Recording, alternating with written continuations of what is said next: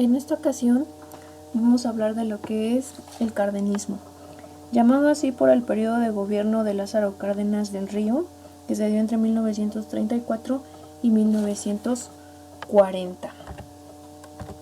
Vamos a analizar qué es lo que va a suceder durante este periodo. Ya habían ustedes leído un poco sobre esta información. Bien, Lázaro Cárdenas del Río nació en Jijilpan, Michoacán en 1891. ¿Qué va a suceder con este personaje? Desde muy joven, es decir, a los 15 años, se va a quedar sin su papá, y eso va a generar que se tenga que convertir pues en el responsable de prácticamente toda su familia. ¿Qué va a hacer? Que se va a enlistar en el movimiento revolucionario y va a conocer a lo que es Álvaro Obregón y posteriormente a Plutarco Elías Calles, que son los que años después, cuando ya finaliza la etapa de la revolución, van a poderlo llevar a que se incorpore a las filas del Partido Nacional Revolucionario, y eso va a generar que, bueno, él, pues guiado por Plutarco Elías Calles, pueda entrar a las elecciones de 1934 y las gane. Eso va a hacer que para el año de su gobierno se genere de 1934 a 1940. ¿Qué va a pasar aquí? Lázaro Cárdenas es muy astuto, es un personaje que ya había gobernado anteriormente el estado de Michoacán y que, bueno, tiene la simpatía del pueblo. Eso va a generar que se pueda deslindar de una manera muy fácil de el apoyo de Plutarco Elías Calles. Por eso es la razón que él logra terminar con el periodo del maximato, por la simpatía que gana, porque está haciendo las cosas bien, de una manera justa, está ayudando a muchas personas, y eso hace que pierda la unión que había entre Plutarco Elías Calles y él. Es así como él logra terminar con este periodo del maximato. ¿Qué más sucede? Bueno, el gobierno de Cárdenas se va a caracterizar por relacionarse entre el Estado y las organizaciones sociales y por fomentar un nacionalismo. Ya habíamos hablado anteriormente que nacionalismo, bueno, podemos identificar que todo lo que está dentro de nuestro país, pues que tenemos que defenderlo de los intereses extranjeros, ¿no? De tener ese sentido de nacionalidad, esa pertenencia a nuestro país y defenderlo, ¿no?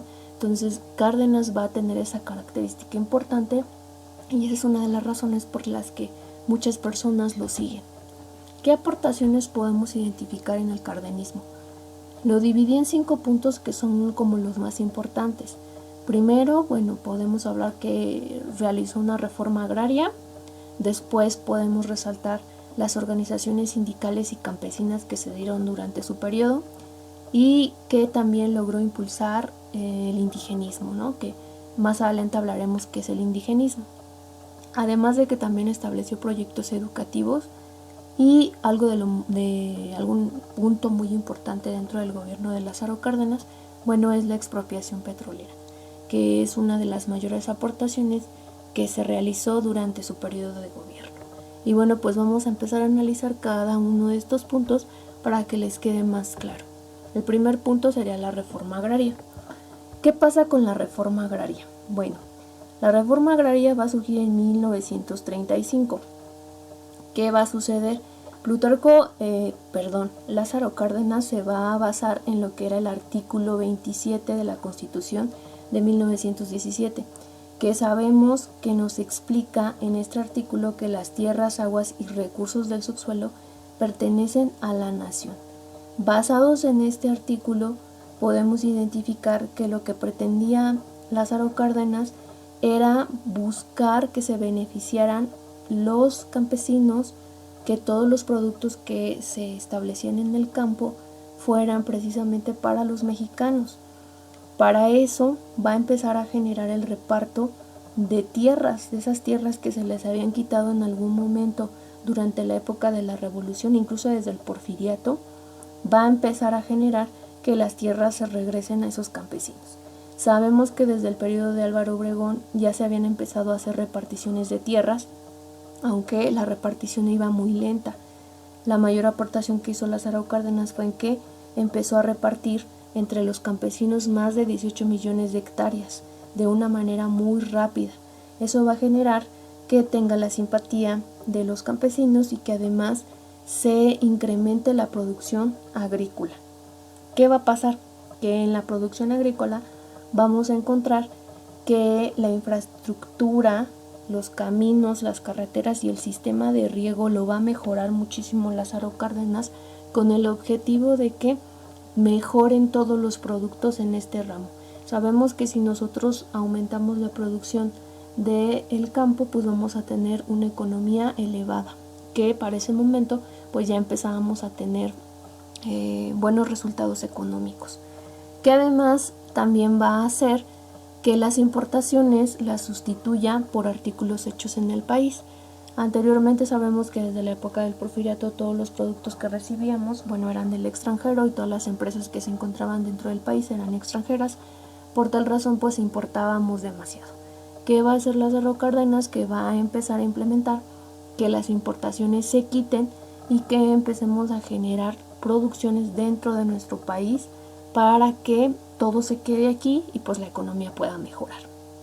Por esa razón, lo que mejor se le destaca a Lázaro Cárdenas que es que impulsó la industria nacional eliminando los impuestos.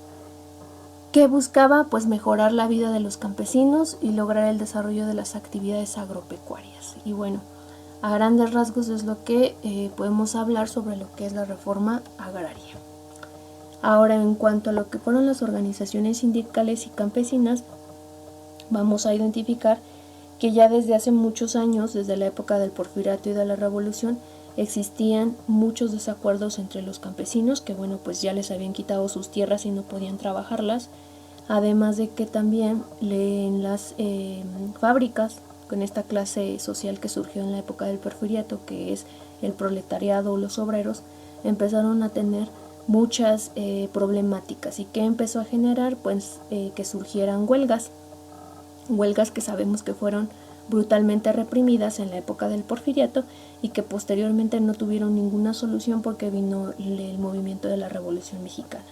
Ahora, ¿qué va a pasar cuando Lázaro Cárdenas llega a su gobierno?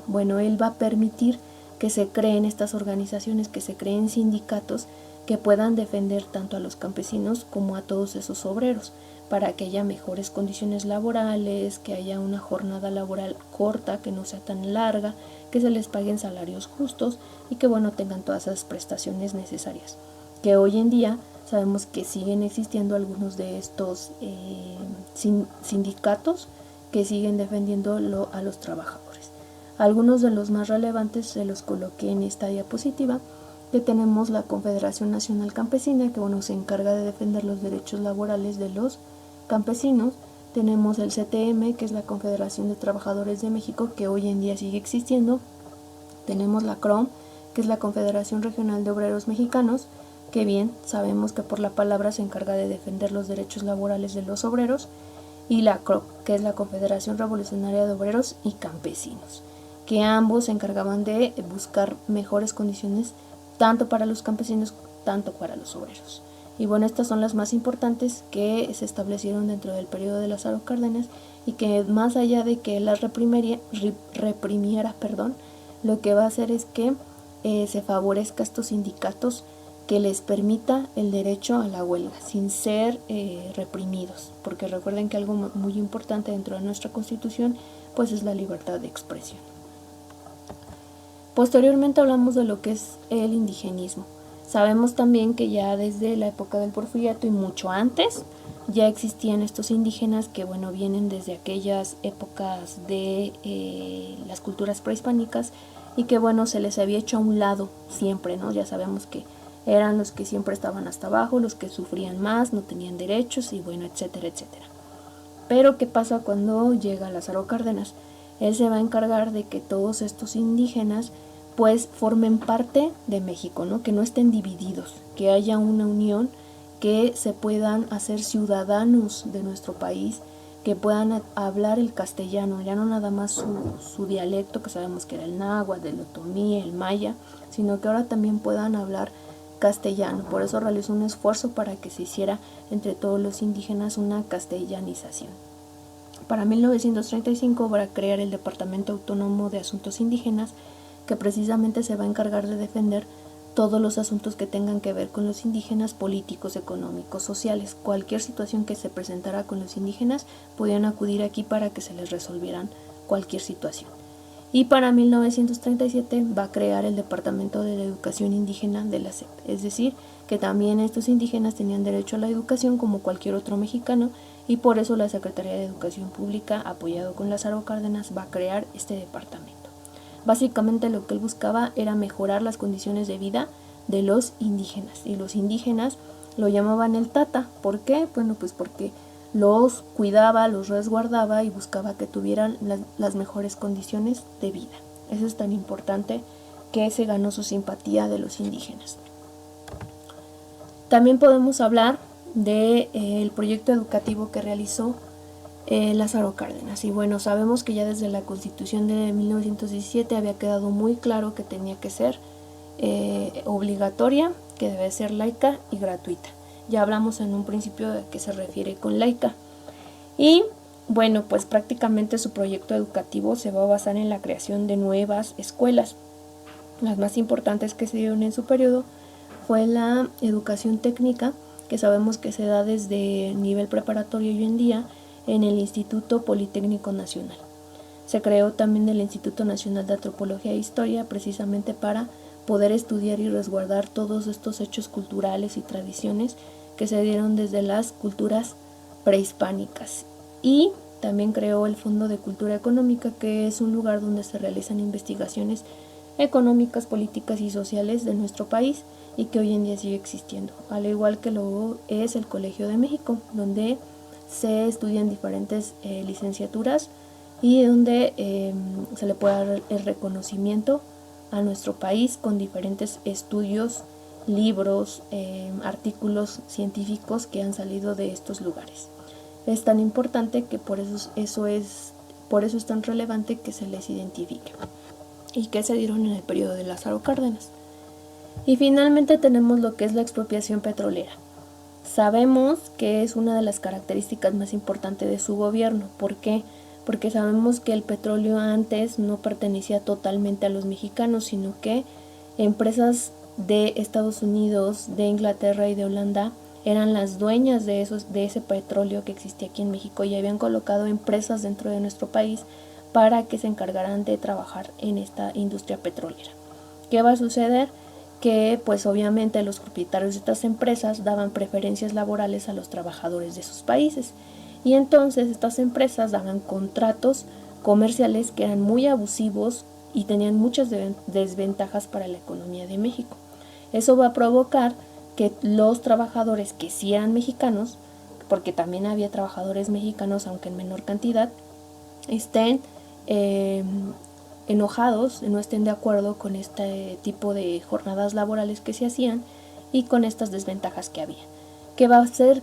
¿Qué va a provocar? Que se generen unas huelgas, y que para 1937 18,000 empleados estén pidiendo mejoras laborales.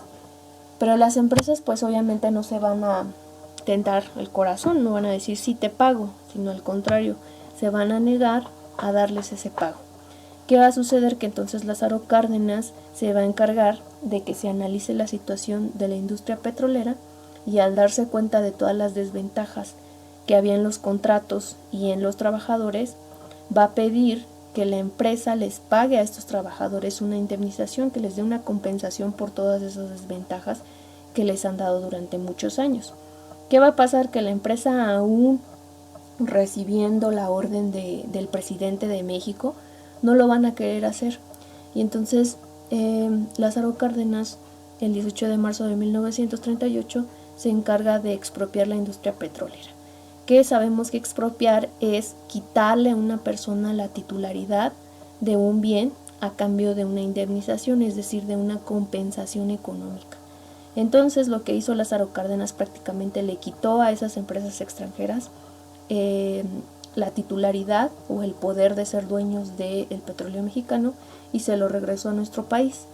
Así que a las empresas extranjeras no les quedó más remedio que recibir esa pequeña compensación económica por Lázaro Cárdenas e irse de nuestro país. Es así como nosotros pudimos poder obtener de nuevo el petróleo para nuestro país. Y así es como finaliza